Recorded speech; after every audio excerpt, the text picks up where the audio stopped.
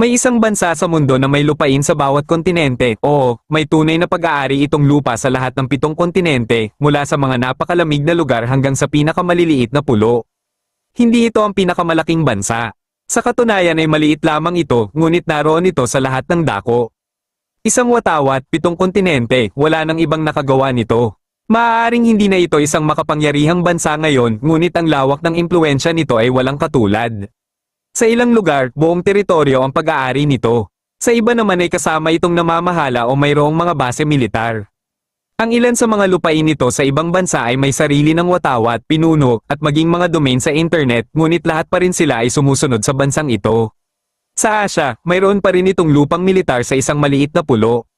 Sa Aprika, hawak nito ang isang pangkat ng mga pulo sa karagatan. Sa Hilagang Amerika, pag-aari nito ang isang tanyag na pulong panturismo. Sa Timog Amerika, mayroon itong malayong lupain na pinaglaban noon ng mga tao. Sa Oceania, pag-aari nito ang isa sa pinakamaliliit na pulo sa buong mundo.